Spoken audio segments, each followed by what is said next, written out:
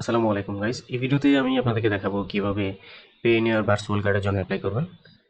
Payoneer card দুই ধরনের হয়, একটা হচ্ছে ফিজিক্যালি মাস্টার কার্ড, একটা হচ্ছে ভার্চুয়াল কার্ড। দুটো কার্ডের মধ্যে পার্থক্য হচ্ছে একটা দিয়ে এটিএম থেকে টাকা তুলতে পারবেন আর একটা দিয়ে এটিএম থেকে টাকা তুলতে পারবেন না। আদারওয়াইজ আপনার এই দুটো কার্ডের মধ্যে কোনো পার্থক্য নাই। মূলত এই কার্ড দিয়ে আপনি অনলাইন ট্রানজ্যাকশন এবং সব কিছুই করতে পারবেন, কোনো ধরনের সমস্যা নেই। তো ভার্চুয়াল কার্ডের জন্য কি কি প্রসেস আছে, কিভাবে কার্ড অ্যাক্টিভ করতে হবে, কিভাবে কার্ডটি ভেরিফিকেশন করতে হবে, এই টোটাল প্রসেস আমি এই ভিডিওর মধ্যে দেখাবো। এই ভিডিওটি শেষ পর্যন্ত দেখলে আশা করি আপনার এই রিলেটেড আর কোনো প্রশ্ন থাকবে না। তো ভার্চুয়াল কার্ডের জন্য অ্যাপ্লাই করার জন্য সর্বপ্রথম আপনার যেই একটা শর্ত আছে যে আপনাকে মিনিমাম $100 আপনার এই পেইনিয়ারে থাকতে হবে।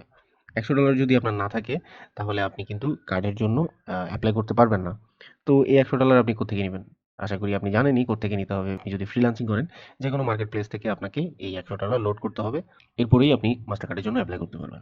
কার্ডে এপ্লাই করার জন্য আপনাকে পেইনিয়ার কার্ডেই ক্লিক করতে হবে। সো এখানে বলতেছে যে আপনি এই কার্ড দিয়ে যেকোনো অনলাইন ট্রান্সেকশন করতে পারবেন, সেটা ইন্টারন্যাশনাল ট্রান্সেকশন হোক আর যাই হোক। তবে ওই প্ল্যাটফর্মটা যদি পেইনিয়ার অ্যাকসেপ্ট করে তাহলে এটা করতে পারবেন। সেকেন্ড হচ্ছে যে কি, আপনি যদি মাস্টার কার্ড নেন মানে ফিজিক্যাল কার্ডটা এটিএম থেকে যখন টাকা তুলবেন, এক্ষেত্রে কিন্তু আপনাকে কিছু সার্ভিস চার্জ দিতে হতে পারে। হ্যাঁ, সেই কার্ড থেকে যদি তোলেন। তারপর হচ্ছে আপনি ৩ টা কারেন্সিতে এই কার্ডটা নিতে পারবেন।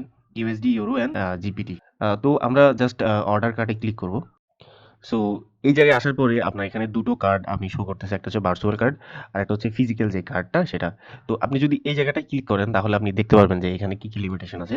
তো নাম্বার ওয়ান হচ্ছে যে কি, আপনি এই কার্ড দিয়ে অনলাইন ট্রানজাকশনগুলো করতে পারবেন, শুধুমাত্র এটিএম এ টাকা তুলতে পারবেন না, আদারওয়াইজ আর সব কিছু করতে পারবেন। তারপর এখানে বলা হচ্ছে যে আপনি এই কার্ডটা ইমিডিয়েটলি পাবেন, মানে ২-৩ দিনের ভিতরে এই কার্ডটা পেয়ে যাবেন, বেশি সময় লাগবে না এই কার্ডের জন্য। এবং হচ্ছে যে কি, আপনি এখানে মাল্টিপল কারেন্সিতে কার্ড নিতে পারবেন। ধরেন এরা এখানে ৩ টা কারেন্সি শো করতেছে, তো আপনি ৩ টা কারেন্সিতে আলাদা, আলাদা ৩ টা কার্ড ভার্চুয়াল কার্ড নিতে পারবেন। অর্থাৎ হচ্ছে আপনি ভার্চুয়াল কার্ড ৩ টা নিতে পারবেন। একটা হচ্ছে ইউএসডিতে, একটা হচ্ছে ইউরোতে, আর একটা হচ্ছে জিবিপি।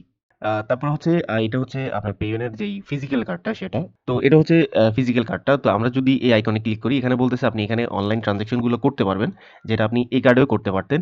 কিন্তু এখানে এক্সট্রা একটা বেনিফিট আছে, সেটা হচ্ছে আপনি এখানে এটিএম থেকে টাকা তুলতে পারবেন। কিন্তু এই কার্ডে আপনি এটিএম থেকে টাকা তুলতে পারবেন না। সো সেকেন্ড হচ্ছে এই কার্ডটা আসতে আপনার ১৫-২০ দিন অথবা ১ মাসের মতো সময় লাগতে পারে। এই কার্ডে কিন্তু আপনি ইনস্ট্যান্ট পেয়ে যাবেন। ২-৩ দিনের ভিতরে এই কার্ডটা পেয়ে যাবেন। কিন্তু এই কার্ডটা আপনার ১ মাসের মতো সময় লাগতে পারে। তারপর হচ্ছে এই কার্ডটা আপনি শুধুমাত্র একটা কারেন্সিতে একটা কার্ডই নিতে পারবেন। এই কার্ডে আপনি যে ফেসিলিটিটা পেতেন, আপনি ৩ টা কারেন্সিতে ৩ টা কার্ড নিতে পারতেন। কিন্তু আপনি এটাতে শুধুমাত্র একটা কারেন্সিতে একটা কার্ডই নিতে পারবেন। এখন ভার্চুয়াল কার্ডে ক্লিক করব। আসলে ভার্চুয়াল কার্ডটা আমার ইমিডিয়েটলি দরকার। এই কারণে আমার কাছে ভার্চুয়াল কার্ডটা নিতে হবে। এরপর আমরা ইউএসডি ক্লিক করব, অর্ডার কার্ডে ক্লিক করব। অর্ডার সাবমিট করার পরে আমাদেরকে এই পেজে নিয়ে আসবে। সো এখানে বলা হচ্ছে যে আমাকে একটি ইমেল পাঠানো হয়েছে, যেখান থেকে আমাকে কনফার্মেশনটা দিতে হবে। সো আমরা আমাদের ইমেলে চলে যাব। ইমেলে চলে গিয়ে আপডেটে ক্লিক করব। আপডেটে ক্লিক করার পরে দেখতে পাচ্ছি এখানে পেইওনিয়ার থেকে একটা ইমেল পাঠানো হয়েছে। সো এখানে আমাদেরকে ক্লিক করতে হবে go to verification centre. So click করলাম। সো ভেরিফিকেশন সেন্টারে আসার পরে আমাদেরকে কিছু ভেরিফিকেশন করতে হবে।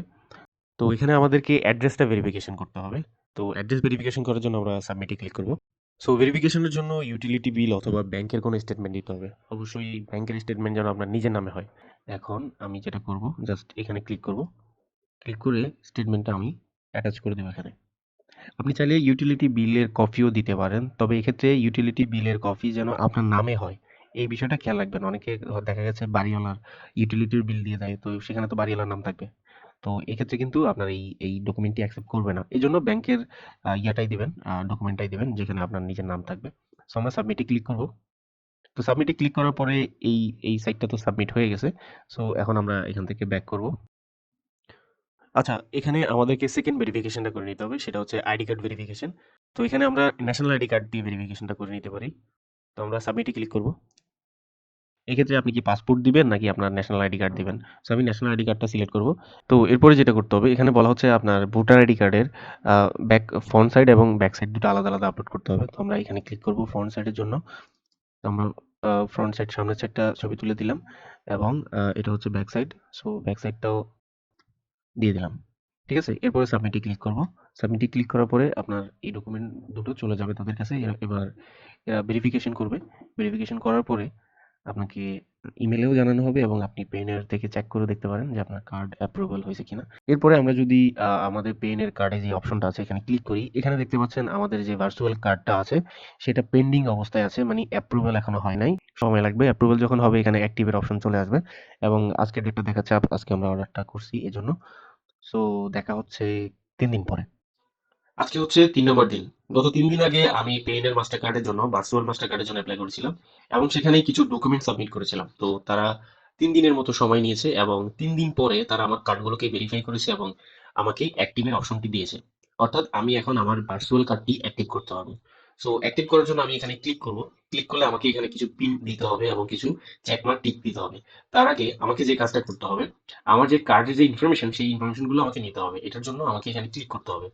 এই জায়গায় ক্লিক করার পরে আমাকে যে কাজটা করতে হবে, আমাকে এই ভিউ কার্ড ডিটেলসে ক্লিক করতে হবে। ভিউ কার্ড ডিটেলসে ক্লিক করার পরে আমার ফোনে একটি ওটিপি আসবে। ফোনে ওটিপিটা দেওয়ার পরে সাবমিট করতে হবে। সাবমিটে ক্লিক করার পরে আমাকে এখানে কিছু সতর্কতা বার্তা দিয়েছে। সেটা হচ্ছে যে কি, always view your virtual card details in private. We recommend memorise your card expiration date in CVV. If copy the card number, store it in a safe place. তো এখানে এটাই বলছে যে আমার কার্ড ডিটেলস গুলো কাউকে দেখানো যাবে না এবং যে পিন নাম্বার বা যে ইয়েগুলো সেগুলোকে সেফলি রাখতে বলতে। সেফলি রাখতে বলতে, তো আমরা ভিউ ডিটেলসে ক্লিক করব এবং এখানে আমাকে একটা স্ক্রিনশট আমি নিয়ে নেব। একটা ফোনে ছবিও তুলে নিই। ওকে, এটাই হচ্ছে আমার কার্ড এবং আমি এখানে copy copy card number click করলে কপি হয়ে যাবে। আর এখানে দেখতে পাচ্ছেন একটা টাইমিং চলতেছে। তার মানে এরপরে এই সময়টা পরে এই কার্ড আমি আর দেখতে পাবো না, মানে এটা অটোমেটিক হয়ে যাবে। তো আমি কার্ড নাম্বারটা কপি করেছি, এটা আমি কোথাও সেভ করে রাখতেছি। সো আমার এখানে আমার কিছু করার নেই, আমি এখানে ওকে দিয়ে দিব এবং আমাকে এখন এটাকে অ্যাক্টিভ করতে হবে। তার আগে আমি আমার ফাইলগুলোকে একটু সেভ করে নিই। তো আমরা কার্ডের নাম্বার তো নিলাম, কিন্তু আমরা কার্ডে পিন সেট করি নাই। পিন যদি সেট না করি তাহলে কিন্তু আমাদের কার্ড অ্যাক্টিভ হবে না। তো পিন সেট করার জন্য আমরা অ্যাক্টিভে ক্লিক করব এবং এখানে 4 ডিজিটের যে কোনো পিন নাম্বার দিব। তো সহজ হয় 000 দিয়ে দেবে, তাহলে যে কেউ সহজে ওটাকে ইউজ করতে পারবে। আমি জাস্ট জোকিং, কেউ দিয়ে না ভাই প্লিজ। কার্ড নাম্বার দেওয়ার পরে আমাকে এখানে জাস্ট চেকমার্ক করতে হবে। সবগুলোকে চেকমার্ক করে দিব এবং অ্যাক্টিভে ক্লিক করব। এরপরে আমার ফোনে আরো একটি ওটিপি আসবে। ওটিপিটা দিয়ে সাবমিট করব। তো আমার কার্ডটি অ্যাক্টিভ হয়ে গেছে, তো আমি এখন এটাকে ইউজ করতে পারবো। তো আমরা কার্ডের ভিউ কার্ড নাম্বার ক্লিক করব। আবার ওটিপি আসতেছে। এটা দরকার নেই, এটাকে আমাকে ওই আবার কার্ডটাই দেখাবে। এখানে নতুন কিছু না, তারপর একটু দেখি কি দেখায় এরা। হ্যাঁ, ওই একই জিনিস। সো ফাইনালি এখানে আমার কার্ডটা রেডি হয়ে গেছে। সো আমি এটাকে একটা স্ক্রিনশট নিয়ে রাখবেন অথবা ছবি তুলে রাখবেন এবং সেটাকে গোপন জায়গায় রাখতে হবে।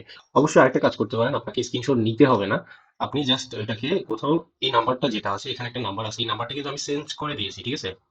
এখানে যে নাম্বারটা দেখতে পাচ্ছেন এটা কিন্তু আমার কার্ডের নাম্বার না, এটা জাস্ট আপনাদেরকে দেখার জন্য আমি এটাকে ফটোশপ করে চেঞ্জ করে দিছি, যেন আপনারা বুঝতে পারেন। সো এটা হচ্ছে আমার কার্ড নাম্বার।